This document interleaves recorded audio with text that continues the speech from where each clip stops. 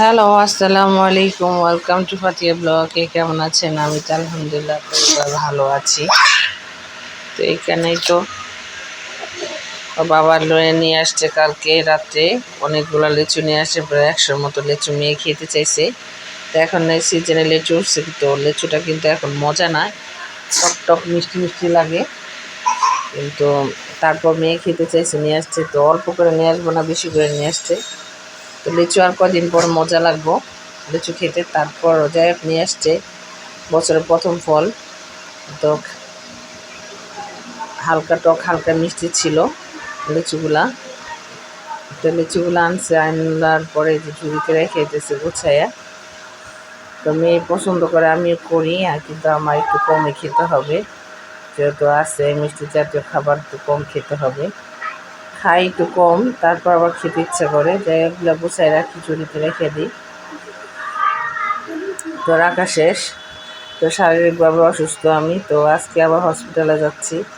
তো এখন যাচ্ছি ব্রিজ দিয়ে, তো অনেক জাম সকালবেলা। তো আমি আর মেয়ে, আর এই যে আমার সাথে আছে 3তলা ভাবি, নিজের আম্মু, ফাতিহা, আমি। তো এক সপ্তাহ আগে, এই এক সপ্তাহ 2বার ডাক্তার দেখে আসলাম। এই ভাবি আমার সাথে 3-4বার গেল ডাক্তারের কাছে। তো আজকে লালটা করতে গেছিলাম, মানে সিজার করতে যাবো, ঈদের আগে সিজার করব। তো চিন্তা করতেছিলাম আগে চেক আপ করে আসি আর আলতা করে আসি।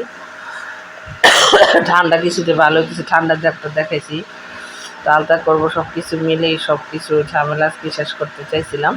তো ঝামেলা আরও বাইরে গেছে। তো এই যে ভাবির এনে যেতেছি, তো ভাবি 1.5 ঘন্টা সিরিয়াল দাঁড়ায় ঢুকে নিয়েছি। ভাবি আমার জন্য অনেক কষ্ট আছে, পায়ের ব্যথা নিয়ে, শরীর ব্যথা নিয়ে, অসুস্থ শরীর নিয়ে। আমারই কিছু করতে দেন না বলে আপনি চুপচাপ বসে থাকেন। তো বাবা তো থাকে দোকানে। তো এইভাবে আমার নিয়ে 4বার গেছে, তো আগামী শনিবার আবার যেতে হবে হসপিটালে। তো ডাক্তার আমার সিজার করবে না, ডায়াবেটিস অনেক বাড়তি, এই জন্য ডাক্তার বকা দিছে আমাকে, তো ডায়াবেটিস কেন। তো মেয়েরে নিয়ে আসছি, তো রিপোর্ট পরীক্ষা করবো, অনেক কিছু পরীক্ষা টরীক্ষা করলাম, ডাক্তার দেখাইলাম। তো ডাক্তার দেখায় আসতে রিপোর্ট আসবে শনিবার। তো শনিবার ইনশাল্লাহ আবার যাব। তো এই তো বাসায় এসে ডিসিশন নেব কী করবো। তো সকালে তো রান্না করে নিই, তারপর আসলাম, আইসা তাদের গোসল করছে, আস্তে আস্তে 2:30 বেজে গেছে।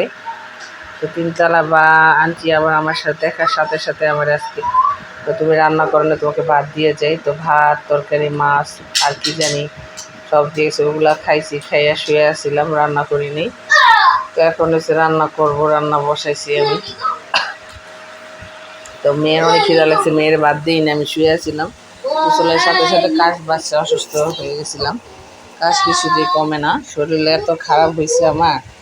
তো বাচ্চা কাচ্চা নিলে যে কী যে অবস্থা হয়। যাই হোক এখন রান্না করতেছি, ডাক্তার কাছ থেকে ওষুধ আনলাম, মেয়ের জন্য ফুচকা এনে দিলাম। এখন বাজে 6:30। তো 6:30 বাজে আমি পটল বাছতেছি।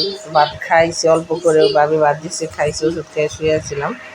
তো মেয়েরা খাওয়াবো, আর বাবার জন্য তো রান্না করতে হবে।